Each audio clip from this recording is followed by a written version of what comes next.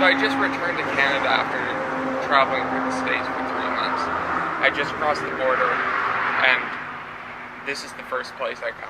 Tim Hortons, the classic Canadian donut shop. So for the past 3 months, I have been obtaining all of my food for free. Whether this is finding discarded to-go containers or searching through dumpsters. But one of my major sources of sustenance has been the complimentary breakfast. And so why after 3 months do I choose to invest in a breakfast at Tim Hortons?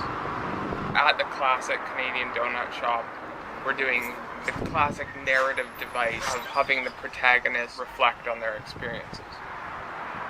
I tried to get them to make the bagel belt on a donut because, you know, Tim Hortons is famous for donuts in the end. They wouldn't do that. And so I'm going to make my own. Just cut that in half. Transfer it. It's quite easy. I'm surprised that they didn't do that. They should be an option on their menu. So then we've got our Maple-Glazed donut bagel belt. Wonderful. And in some ways it's interesting because my story sort of begins with a donut.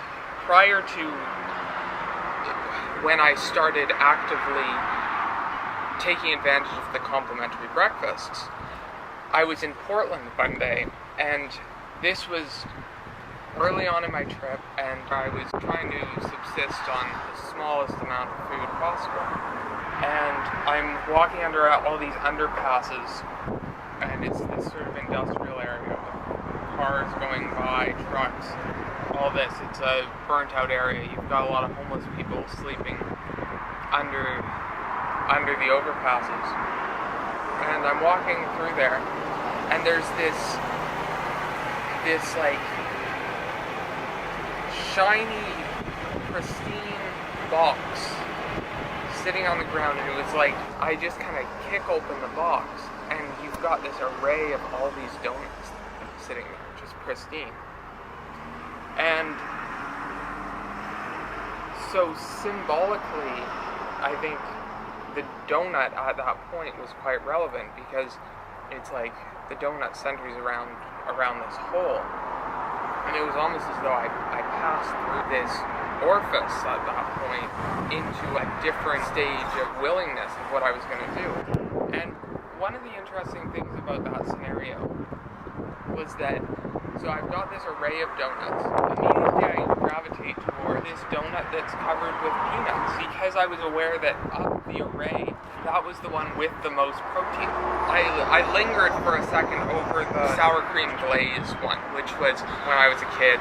I used to go to soccer practice, and after every soccer practice, me, my dad, and my sister would go to Tim Hortons, and it's cheaper to get a half dozen donuts than it would be to just get 3.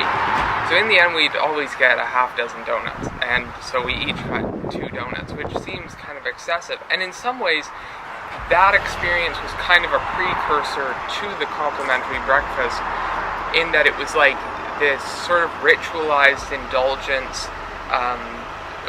sort of around, because soccer practice was always in the morning, so it's sort of around breakfast time. I remember walking into the Tim Hortons always, and I would be wearing my cleats from soccer practice, and so it was always kind of strange to walk, and you'd see other kids sometimes doing a really similar thing, and they'd also be wearing these cleats. So I always thought that was this sort of strange symbol. It's almost like a disease that is spread across a certain age group of children that are participating in soccer. It's like all these kids have contracted some sort of walking difficulty on Saturday mornings, which, that's a complete side note, but I always thought it was interesting. However, it is sort of one of those indicators of like being part of a tribe similar to the Continental or the Complimentary Breakfast Club. But so when we'd always get 2 donuts, and I went through phases.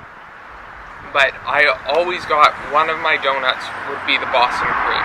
And so that's a chocolate glazed donut, and it's got a creamy filling at the center. And I think that that's reflective of the fact that in some ways with the donut there is that void within it, but it doesn't work in the same way as the bagel, where it's like it adds this crispness to it. It is truly a void. It's like, even looking here, the glaze doesn't make it into that hole, so you're not taking advantage of an added surface area by having a hole in a donut. So it does have this void-like characteristic. And so therefore the Boston cream fulfilled something. It was complete. And I think in some ways that's reflective of certain psychological reactions I did have to the complimentary breakfast club experience. But the other donuts I'd go for, sometimes I get the Boston cream and then the maple cream, which is similar to this but has the cream filling like the Boston cream. But for another period of time, I got the sour cream glaze. And part of the reason for that was that my mom told us this story of when she was out of Hortons and she saw this guy, because it's got all these various wings on it, like these kind of crisp side parts that jut out. And she told us the story of this guy that broke off each of the pieces, dipped it in his coffee, and ate it. Something about that ritualized practice was really appealing to me and inspired me to start eating the sour cream glaze. But that taps into a whole other level of my character. But anyway, so I was very tempted by the sour cream glaze when it was in the box, just naturally. But I ultimately opted for the peanut covered donut because I was aware of the fact that I needed the protein, the nutritional value of those peanuts.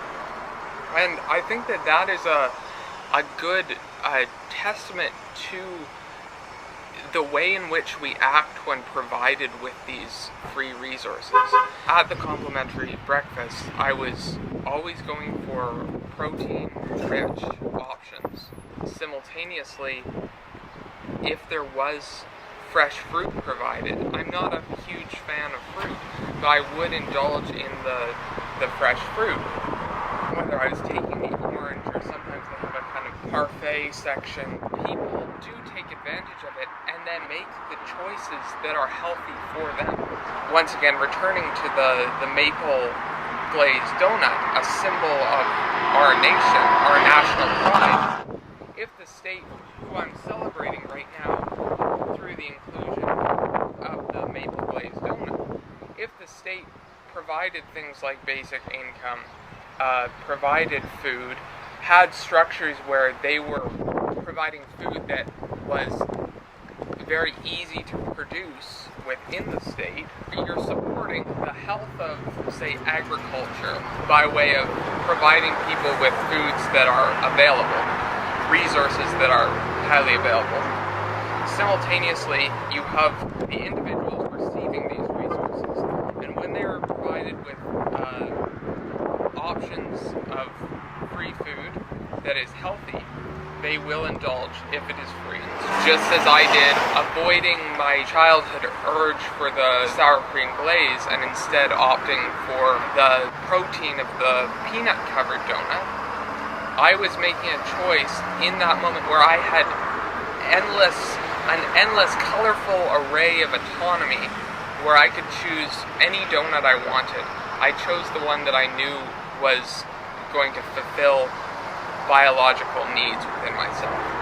And therefore, if on the state level that was practiced, then you are supporting things like healthcare. You're investing preventatively in healthcare through creating a healthier nation, a healthier public that otherwise you would have to treat and serve.